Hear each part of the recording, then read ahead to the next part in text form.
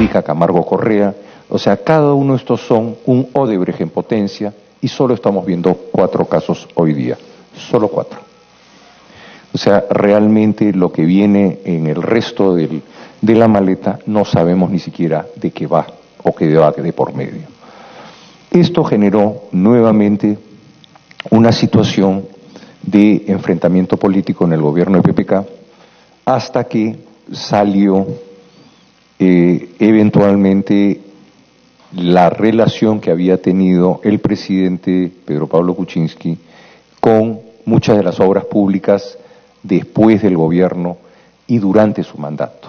O sea, vale decir, esto genera un problema adicional que al final del día dimite el doctor Kuczynski a la presidencia, no sin antes el tema de los famosos eventos generados por las develaciones de este grupo de corrupción fue extremadamente duro para la economía nacional. O sea, gracias a Dios la economía nacional es una economía sólida, posiblemente somos uno de los países que menos deuda extranjera tenemos y es uno de los países que más potencia tiene hoy día para crecer. O sea, hoy día crecer al 2,5% es un absurdo, es una mediocridad en gestión bastante mala. Es un país que necesita carreteras, necesita puentes, necesita aeropuertos, necesita puertos.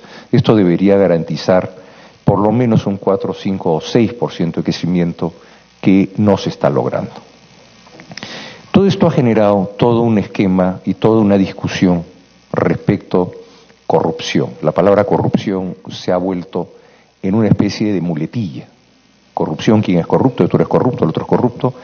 Y lamentablemente la corrupción se ha entendido como que es el legislador el que es corrupto. El legislativo peruano es el 0,36% del presupuesto nacional. El 0,36% del presupuesto de la República.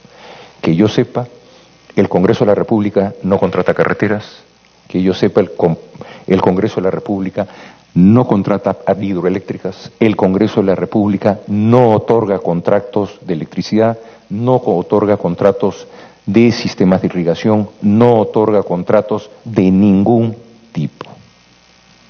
O sea, no entiendo cómo la corrupción del Congreso, el Congreso es corrupto. No hay ningún caso de un congresista involucrado en un contrato o en estos temas de Odebrecht. Se dice que vienen los codinomes. Bueno, está bien, que vengan, los veremos.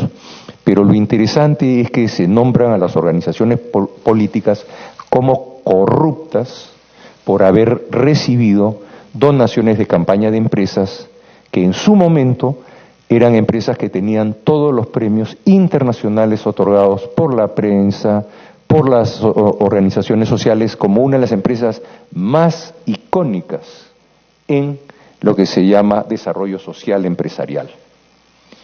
O sea, Odebrecht tenía todas las participaciones, todas las menciones, todas las medallas y todos los nombramientos que posiblemente ustedes también han participado de una u otra manera en los eventos de reconocimiento de Odebrecht en el Perú.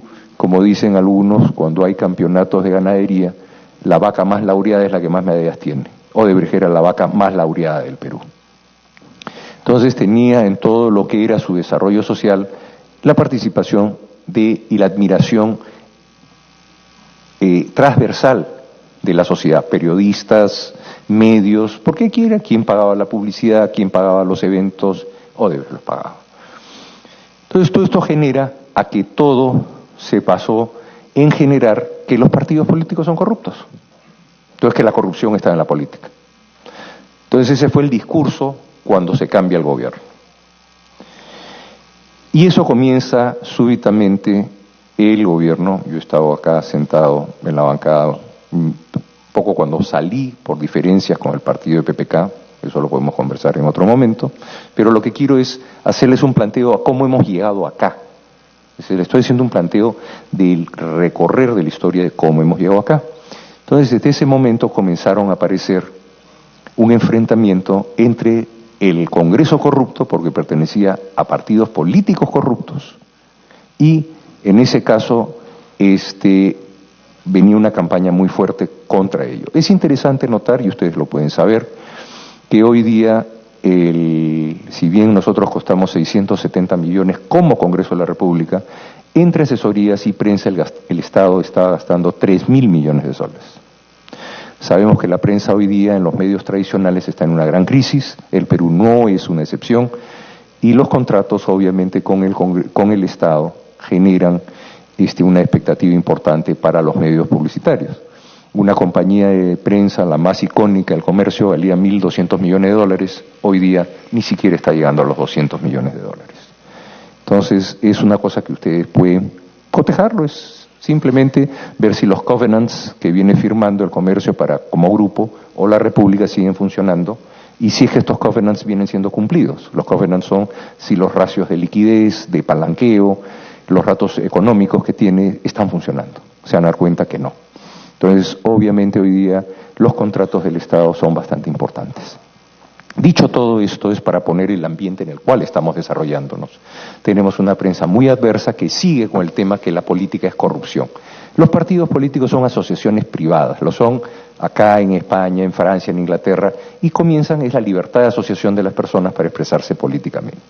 Entonces esto genera pues un enfrentamiento y realmente cuando vemos el gobierno del señor Vizcarra, básicamente el último año se les ha aprobado todos los presupuestos, hay lo que se llaman las facultades delegadas, que quiere decir que cuando entra un nuevo ministro, primer ministro como el señor Salvador del Solar, que creo que renunciaba anoche, no sabemos cuál es hasta hoy día la composición de los ministros, no sabemos si las carteras están completas, no sabemos si ya el presidente está en funciones o no, o sea, si ya ha logrado establecerse, porque el presidente en el Perú representa a la nación, es el primer ministro el que tiene todas las atribuciones desde un punto de vista político.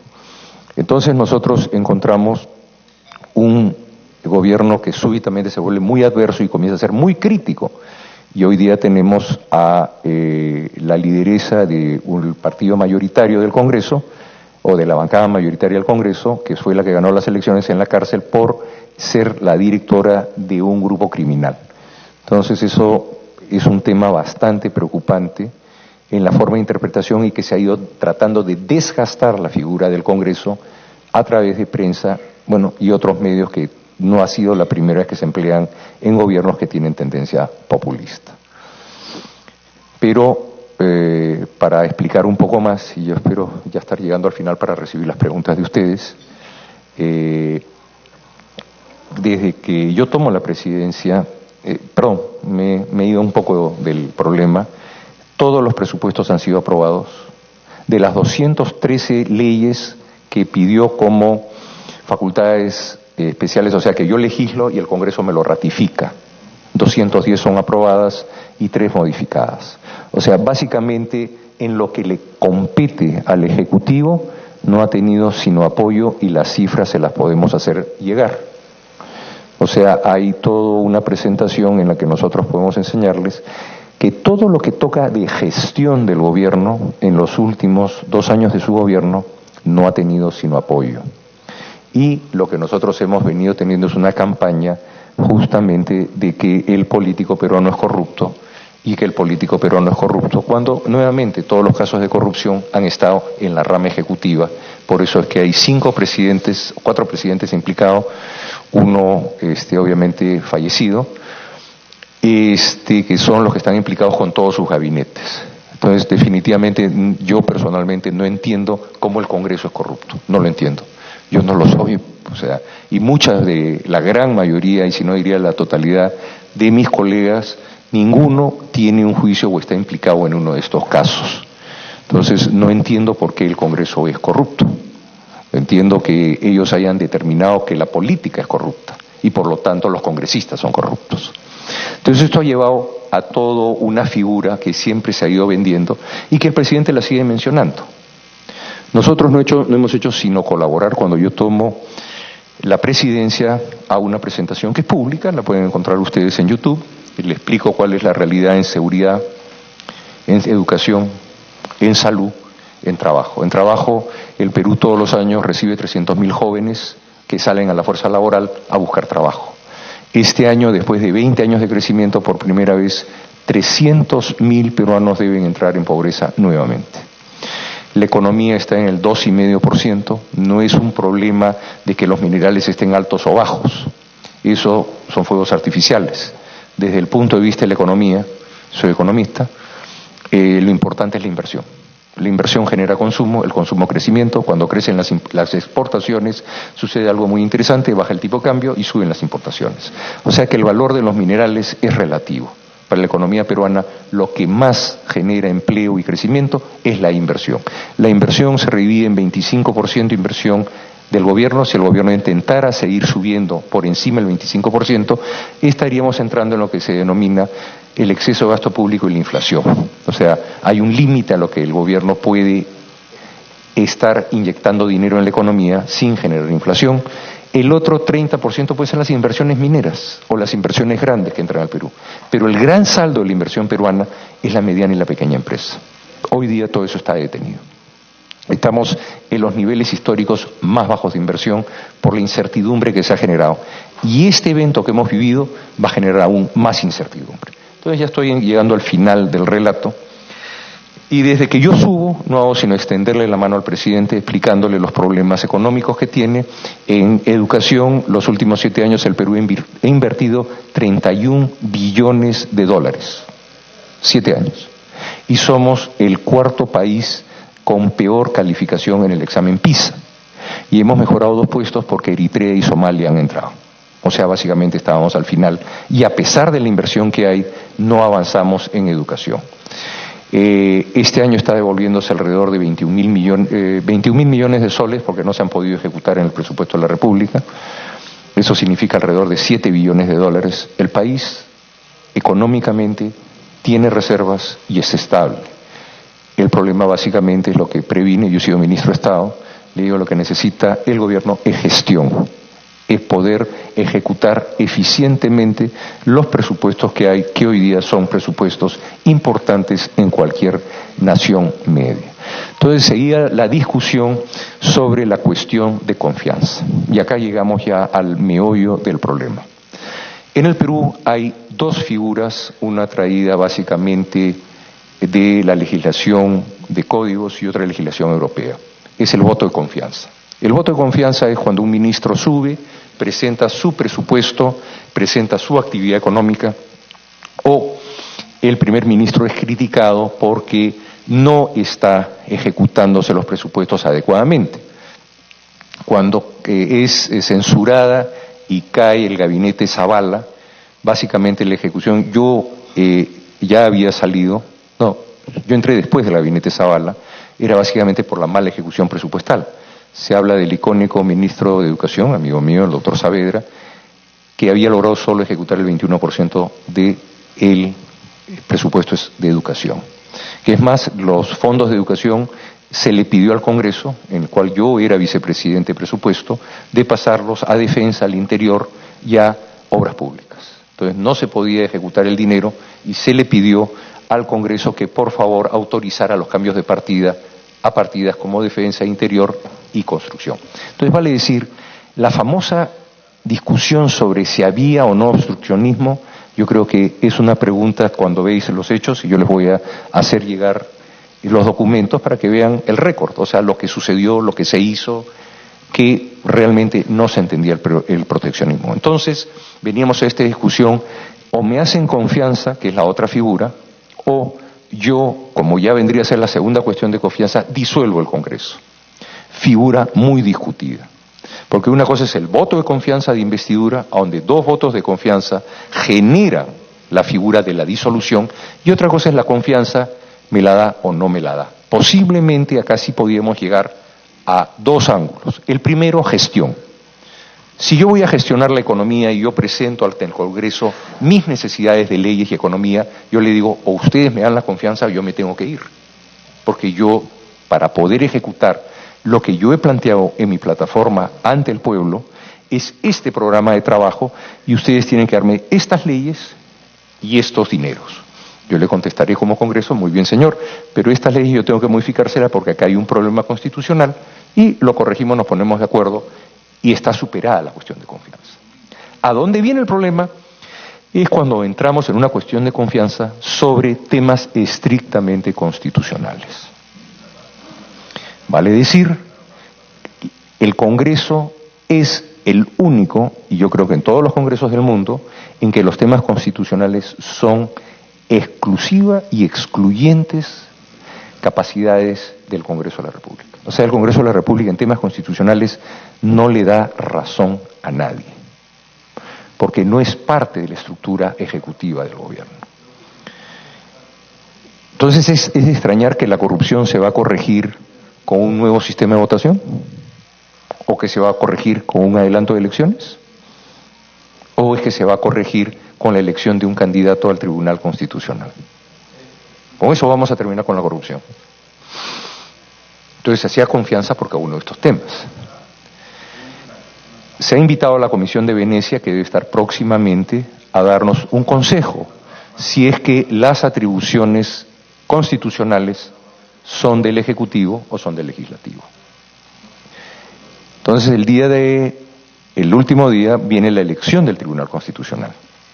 Y acá vamos a hacer un relato de cómo sucedieron las cosas. Cuando yo asumo la presidencia, recibo la llamada del presidente del Tribunal Constitucional peruano, el doctor Ernesto Blume Fortini, y me dice: presidente, usted tiene una obligación, nombrar al Tribunal Constitucional.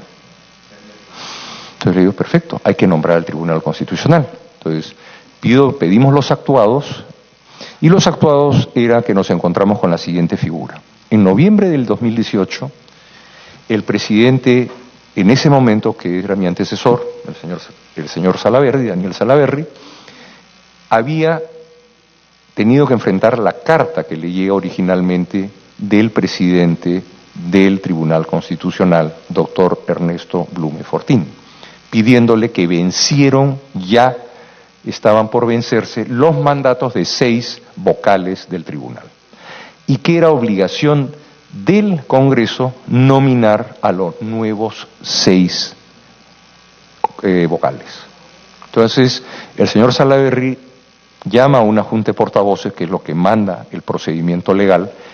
¿Qué cosa es la junta de portavoces? Es un representante por bancada que con su voto compromete los votos de su bancada. O sea, vale decir, estaba todo el Congreso ahí reunido. En el Perú hay 2 formatos de nombramiento: el ordinario y el especial. El ordinario es el que lleva una serie de entrevistas por candidato y que tiene un procedimiento que es más largo. Pero en ese momento se opta por el especial. Entonces ya se presenta una alternativa que mayoritariamente, si no por unanimidad, si la memoria no me falla, es enviada como una resolución a que el Pleno del Congreso la ratifique, ya que este es un tema de votación calificada. Vale decir que se requiere 2/3 del Congreso para aprobar el procedimiento. Entonces, este procedimiento es enviado al Congreso durante la gestión del señor Daniel Salaverry, y con 2/3 de los congresistas es aprobado el método especial. El método especial es con el cual se ha trabajado la elección de los hoy 6 candidatos que se van. Entonces, ¿qué sigue? El señor Salaverry termina su gestión y encontramos que estos eran los actuados y que estábamos 9 meses atrasados en el nombramiento del Tribunal Constitucional. ¿Por qué no se hizo el esfuerzo de continuar el procedimiento? No lo sabemos, o no lo hemos sabido hasta hace 3 días, que es de dominio público.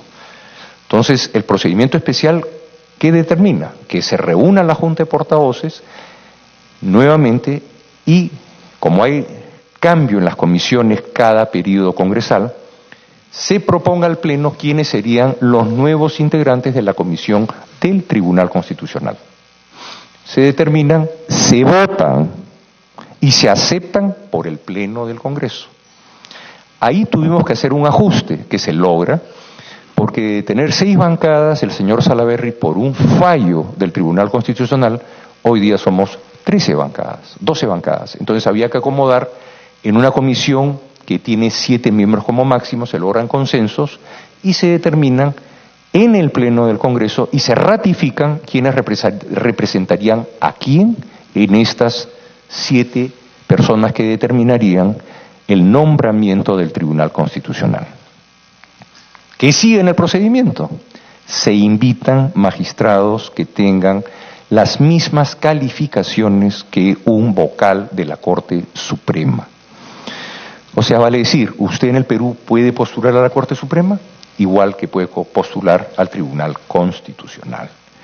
Entonces, obviamente, la gente que se había invitado es un tema muy delicado y que la gente no se va a exponer a tener que dar exámenes que no sabe ante quién tiene que ir, ante quién tiene que presentarse, cuáles van a ser las preguntas. La gente de reputación no lo necesita y no lo va a hacer.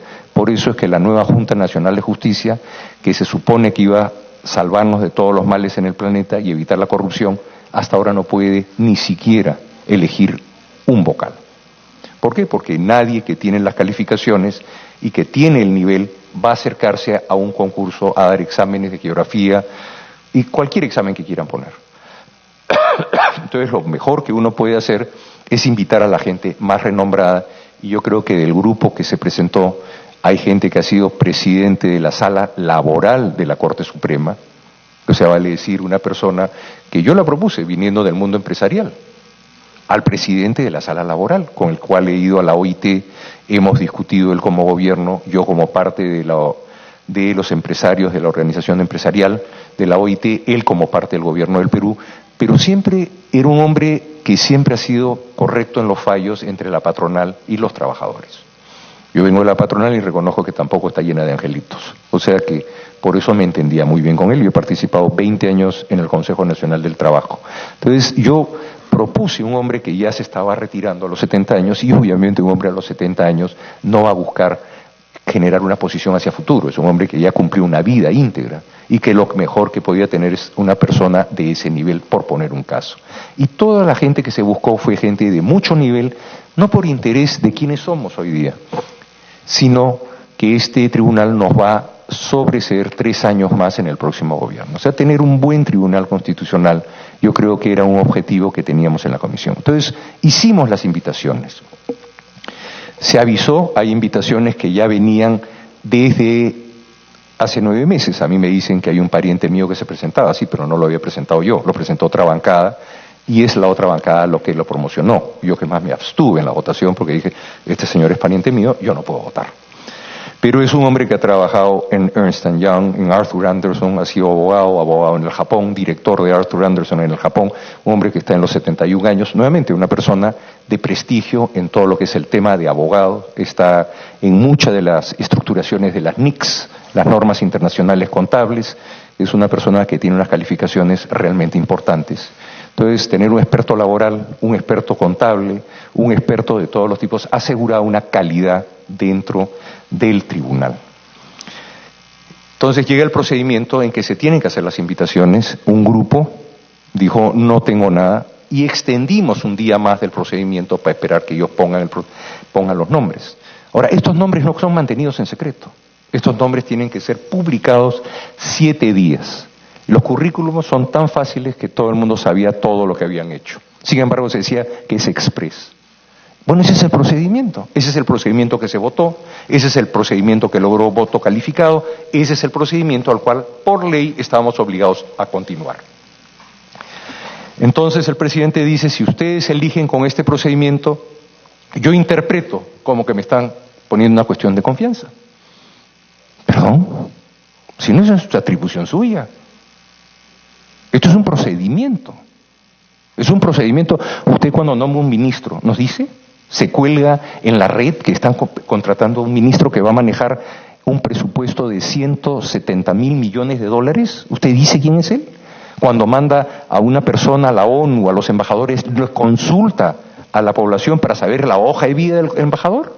Porque son atribuciones propias. Cuando nombra un general, no vemos la hoja de vida del general, los exámenes. ¿Por qué no podemos públicamente opinar sobre los generales, los almirantes? ¿Por qué no podemos? Porque son cuestiones propias de la gestión del Ejecutivo, son cuestiones propias en el nombramiento de los jueces del Judicial, y obviamente el legislativo tiene sus atribuciones y entre sus atribuciones es nombrar al Tribunal Constitucional. Entonces, vale decir, es excluyente y exclusivo. Entonces, cuando vamos a la votación es sobre un procedimiento, no es un debate, es un procedimiento. Y es sobre este procedimiento que encontramos que el ministro entra forzando la puerta. Hay interpretaciones que cada vez que hay debate yo puedo entrar, pero cuando se ve la citación es el procedimiento de nombramiento del Tribunal Constitucional. ¿Pero por qué todo el lío? Y recién caemos. El viernes, una vocal que está en gestión se declara abiertamente contra el fujimorismo. Esto es una sorpresa. Esto es una sorpresa.